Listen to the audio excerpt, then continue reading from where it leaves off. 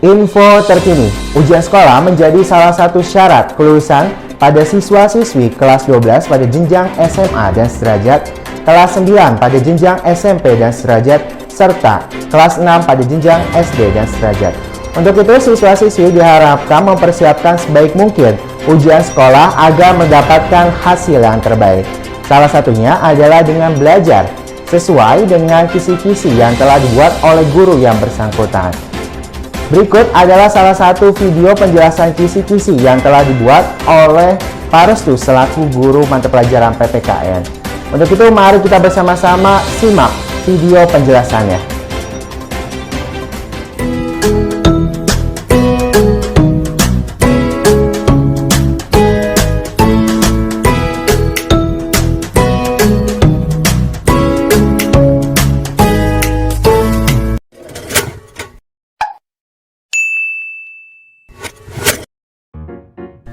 Assalamualaikum warahmatullahi wabarakatuh. Halo semuanya, apa kabar? Semoga dalam keadaan sehat walafiat. Alhamdulillahirrahmanirrahim, senang bisa berjumpa kembali di dalam video pembelajaran PPKN bersama Bapak Restu Sanubari. Di dalam kesempatan kali ini, dalam rangka mempersiapkan diri menghadapi ujian sekolah untuk mata pelajaran PPKN yang insya Allah akan dimulai pada hari Senin tanggal 22 Maret 2021. Maka di dalam video kali ini Bapak akan menjelaskan kisi-kisi sekaligus materi yang insya Allah akan keluar di dalam ujian sekolah PPKN. Sebelum mulai, Bapak ingin mengucapkan terima kasih buat kalian yang sudah klik tombol subscribe. Bagi yang belum, silakan diklik tombol subscribe. Bapak juga mengingatkan bahwa terdapat PowerPoint yang mana kalian bisa download, di mana linknya bisa kalian cek di deskripsi box. Sebelum mulai, alangkah lebih baiknya jika kita memulai pembelajaran dengan berdoa sesuai agama masing-masing, sekaligus teriring doa untuk Indonesia. Semoga pandemi COVID-19 di Indonesia bisa segera berakhir dan ujian sekolah kalian semoga diberikan kelancaran dan juga kemudahan serta diberikan hasil yang terbaik. Amin. Sebelum mulai, ada beberapa tips yang ingin Bapak berikan dalam rangka menghadapi ujian sekolah. Tips yang pertama yaitu membatasi main gadget. Yang kedua yaitu stop media sosial. Kalau tidak bisa men-stop, bisa juga membatasi penggunaan media sosialnya. Yang ketiga yaitu membatasi main game. Yang keempat, jaga kesehatan badan, jaga pola makannya, jaga pola tidurnya sehingga tetap fit dalam rangka menghadapi ujian sekolah. Berikutnya yaitu latihan soal dengan santai ya. Boleh diselingi dengan latihan-latihan soal yang bisa kalian eksplor sendiri, mungkin soal-soal yang ada di internet atau YouTube ataupun sumber-sumber lainnya. Berikutnya yaitu berdoa dengan khusyuk sesuai agama masing-masing yang meminta agar ujian sekolahnya diberikan kelancaran serta kemudahan dan diberikan hasil yang terbaik. Yang terakhir yaitu meminta maaf kepada orang tua, sekaligus meminta doa juga kepada orang tua agar diberikan kelancaran, kemudahan, dan diberikan hasil yang terbaik juga. Amin. Oke, berikut adalah persebaran materi soal ujian sekolah. Jadi, ujian sekolah kali ini kebetulan Bapak sendiri yang membuat, di mana di dalam ujian sekolah ini materi yang diujikan itu mulai dari jenjang kelas 10, kelas 11, dan kelas 12. Dimana untuk kelas 12 sendiri itu terdapat 30 soal ya, materi kelas 12 terdapat 30 soal, materi kelas 11 terdapat 10 soal, materi kelas 10-nya terdapat 10 soal. Jadi total soal itu ada 50 soal. Gitu ya, nggak usah khawatir karena insya Allah ya kita akan pelajari materi-materinya agar soal-soal tersebut bisa kalian jawab dengan baik. Kita mulai dari materi kelas 12. Mulai dari bab pertama yaitu kasus-kasus pelanggaran hak dan pengingkaran kewajiban. Jadi di dalam video kali ini Bapak tidak akan menjabarkan materi secara keseluruhan. Jadi Bapak hanya menjabarkan materi yang sesuai dengan kisi-kisi saja. Jadi on point ya, supaya mempermudah kalian belajar juga. Kisi-kisi yang pertama yaitu makna hak dan kewajiban warga negara. Secara garis besar, hak warga negara merupakan seperangkat hak yang melekat pada seorang warga negara, sedangkan kewajiban warga negara merupakan sebuah tindakan atau perilaku yang harus dilakukan oleh seorang warga negara. Dalam pelaksanaannya, hak warga negara dan kewajiban warga negara harus dilakukan secara seimbang. Jangan sampai hanya menuntut haknya tetapi kewajibannya tidak dilakukan, ataupun sebaliknya, kewajibannya dilakukan tetapi tidak mendapatkan haknya. Berikutnya yaitu macam-macam hak warga negara, tapi saya ambil satu hak warga negara aja, yaitu hak kebebasan beragama yang diatur di dalam pasal 29 ayat 1 dan 2 UUD 1945, di mana di dalam pasal ini menjelaskan bahwa pemerintah ini mengakuikan 6 agama yang ada di Indonesia, di mana setiap warga negara memiliki kebebasan beragama, artinya bisa memilih satu agama sesuai keyakinannya masing-masing dan juga bisa beribadah ya sesuai agama atau kepercayaan yang dipilihnya tadi, gitu ya. Itu hak kebebasan beragama. Selanjutnya yaitu macam-macam kewajiban, di mana kewajiban yang saya ambil adalah kewajiban bela negara yang diatur di dalam pasal 27 ayat 3 UUD 1945, di mana di dalam pasal ini ya secara garis besar itu menjelaskan bahwa bela negara itu tidak hanya menjadi kewajiban Polri ataupun TNI, tetapi juga kewajiban setiap warga negara yang harus dilakukan dalam upaya mempertahankan keutuhan NKRI. Jadi kewajiban bela negara ini merupakan tanggung jawab setiap warga negara agar negara tetap aman, damai, dan juga tentram. Berikutnya yaitu kasus-kasus pengingkaran kewajiban warga negara. Seperti yang kita ketahui, pengingkaran kewajiban warga negara ini sering kita temukan di dalam masyarakat. Di dalam kisi-kisi kali ini menjelaskan bahwa ada beberapa contoh kasus pengingkaran kewajiban yang biasanya sering terjadi di dalam masyarakat, khususnya terkait dengan pelanggaran hukum. Bisa seperti pelanggaran tertib lalu lintas, terus ada pedagang kaki lima yang sering berjualan di trotoar, pencurian, dan lain-lain. Berikutnya yaitu penanganan kasus pelanggaran hak warga negara, termasuk juga pengingkaran kewajiban warga negara. Ada dua cara yang bisa dilakukan dalam penanganan kasus pelanggaran hak dan pengingkaran kewajiban warga negara. Cara yang pertama yaitu cara preventif, yang mana cara ini merupakan upaya yang dilakukan untuk mencegah terjadinya pengingkaran kewajiban ataupun pelanggaran hak. Artinya dilakukan sebelum terjadinya pelanggaran hak warga negara atau pengingkaran kewajiban. Cara yang kedua yaitu cara represif, yaitu tindakan aktif yang dilakukan oleh pihak berwajib, di mana dilakukan pada saat pengingkaran kewajiban ataupun pelanggaran hak terjadi. Seperti contohnya kegiatan razia, penangkapan penjahat, dan lain-lain. Berikutnya yaitu materi bab 2 mengenai perlindungan dan juga penegakan hukum. Mulai dari makna perlindungan dan penegakan hukum. Menurut Philippus M. Hudson mengatakan bahwa perlindungan hukum bagi rakyat sebagai tindakan pemerintah yang bersifat preventif dan juga represif. Upaya perlindungan yang bersifat preventif tujuannya adalah untuk mencegah terjadinya sengketa atau pelanggaran hukum. Sedangkan upaya perlindungan yang bersifat represif tujuannya adalah untuk menindak tegas atas pelanggaran hukum yang terjadi. Berikutnya yaitu makna penegakan hukum, di mana proses penegakan hukum merupakan salah satu upaya untuk menjadikan hukum sebagai pedoman dalam setiap perilaku masyarakat atau aparat atau lembaga penegak hukum, di mana penegakan hukum ini merupakan salah satu syarat terwujudnya perlindungan hukum. Berikutnya yaitu kepatuhan dan kesadaran hukum, di mana kepatuhan itu merupakan sikap aktif yang didasarkan atas motivasi setelah ia memperoleh pengetahuan. Dari mengetahui sesuatu, manusia sadar. Setelah menyadari, ia akan tergerak untuk menentukan sikap atau bertindak. Dari situlah muncul kepatuhan tersebut. Terus berikutnya yaitu upaya warga negara meningkatkan kesadaran dan kepatuhan hukum.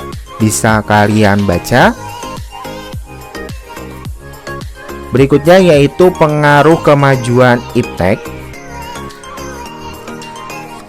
di mana pertama itu pengaruh positif iptek pada aspek hukum, keamanan, dan juga pertahanan.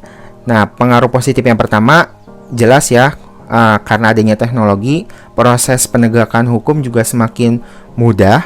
Misalkan saja seperti adanya teknologi CCTV, pemeriksaan DNA yang mana itu mempermudah untuk mengidentifikasi penjahatnya ya, pelaku tindak kejahatan tersebut. Terus tuntutan terhadap tugas-tugas penegak hukum pun semakin tinggi ya, semakin kuat untuk lebih profesional, transparan, dan juga lebih dipertanggungjawabkan tugas dan wewenang tersebut. Pengaruh positif lainnya, perkembangan teknologi pertahanan serta keamanan ini dapat membantu negara dalam mengumpulkan, memproses, menyimpan, serta menganalisis informasi secara langsung yang dapat membantu bila terdapat ancaman dari negara lain.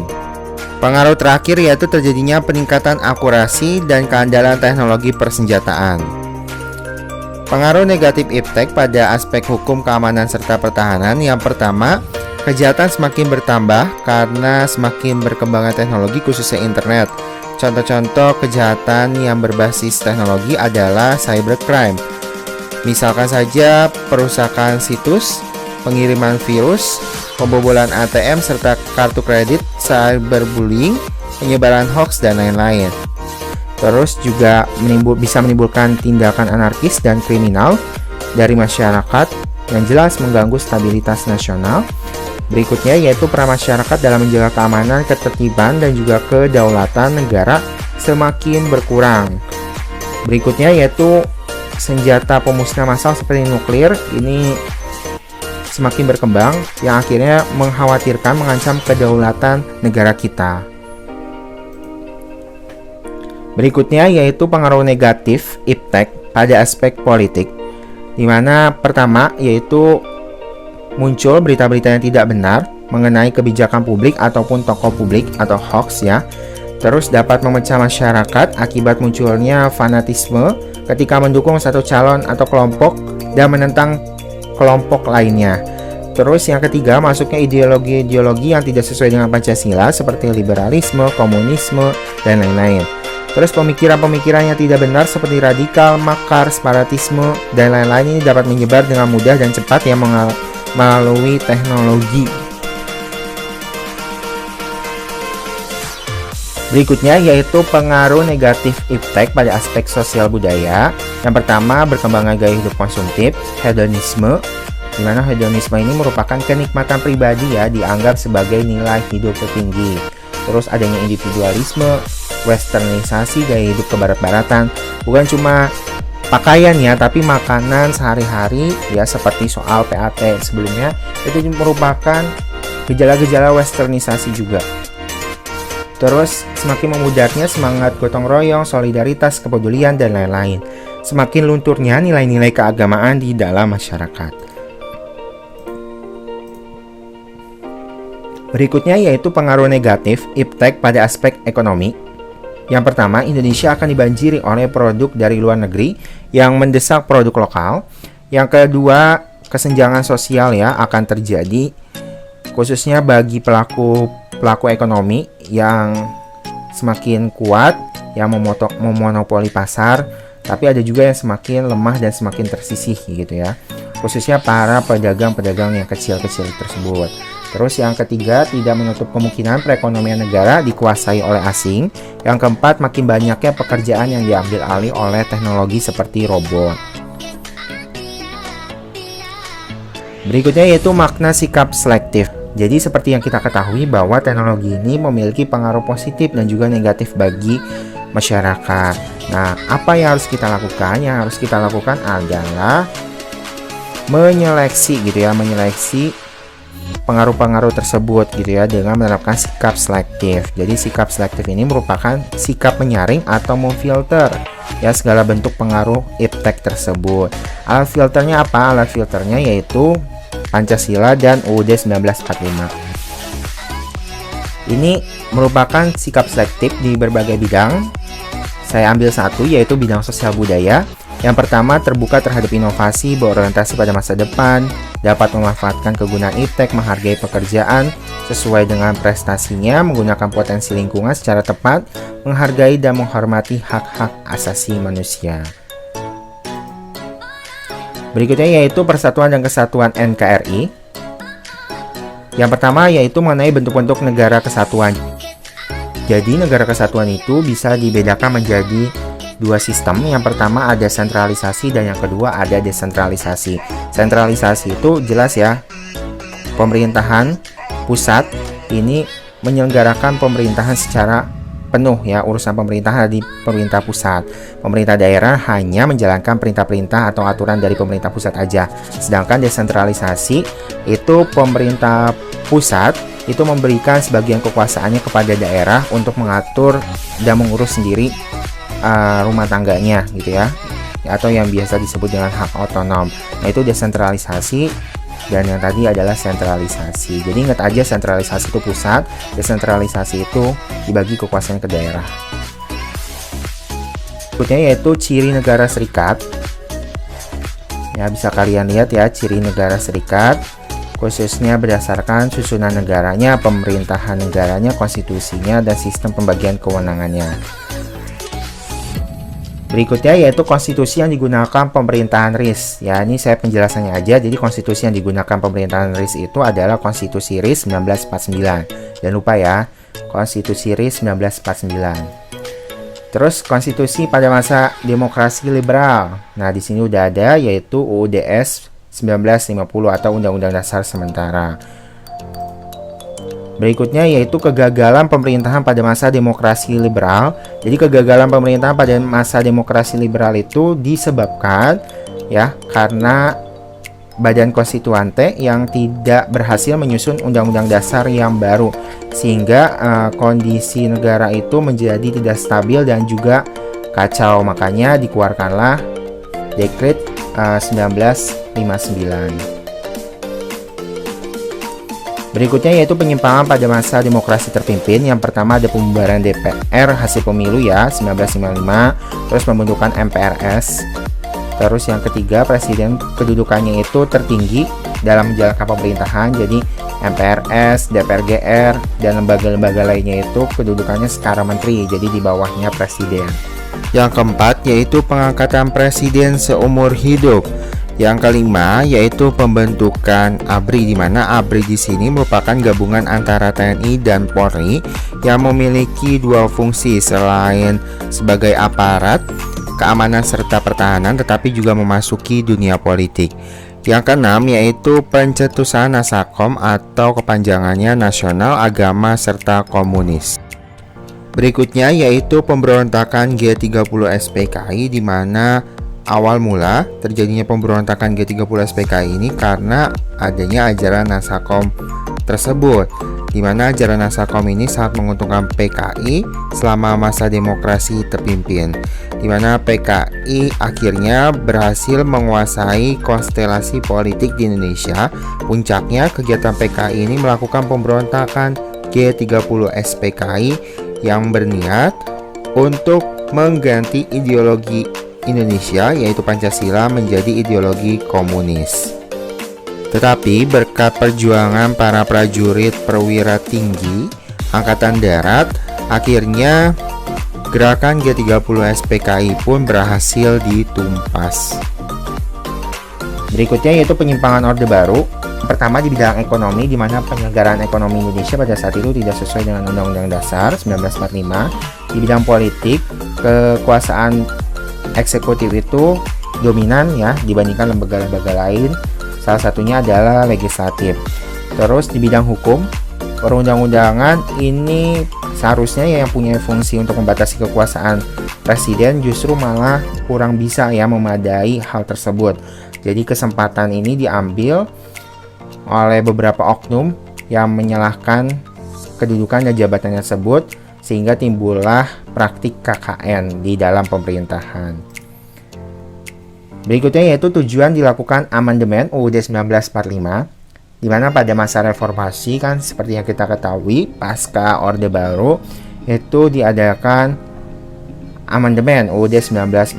Tujuannya adalah supaya terjadi pembatasan kekuasaan di dalam pemerintahan, karena pada masa sebelumnya yaitu pada masa Orde Baru kekuasaan eksekutif atau presiden itu lebih dominan dibandingkan lembaga-lembaga lainnya, sehingga di dalam Amandemen UUD 1945 ini itu membatasi kekuasaan pemerintahan. Terus yang kedua yaitu rotasi kekuasaannya juga yang jelas, karena yang seperti kita ketahui bahwa pada masa sebelumnya eksekutif atau presiden ini menjabat presiden cukup lama sehingga tidak adanya rotasi kekuasaan yang jelas. Nah, di dalam amandemen ini dibuatlah aturan mengenai rotasi kekuasaan yang jauh lebih jelas serta jaminan atas hak-hak asasi manusia dan hak warga negara. Oke, itu dia tadi materi penjelasan kelas 12-nya. Pasti nanyain kan materi kelas 11 dan kelas 10-nya mana, Pak? Silakan kalian baca secara mandiri melalui PowerPoint yang sudah Bapak buat. Silakan kalian download PowerPoint-nya melalui link yang sudah Bapak sediakan di deskripsi box. Sekian video pembelajaran kali ini. Bapak mohon maaf jika ada kesalahan atau khilafan di dalam penjelasan Bapak. Semoga ujian sekolahnya diberikan kelancaran, kemudahan, dan diberikan hasil yang terbaik oleh Tuhan Yang Maha Esa. Terima kasih atas perhatiannya. Kurang dan lebihnya mohon maaf. Wassalamualaikum warahmatullahi wabarakatuh. Bye. Semangat terus.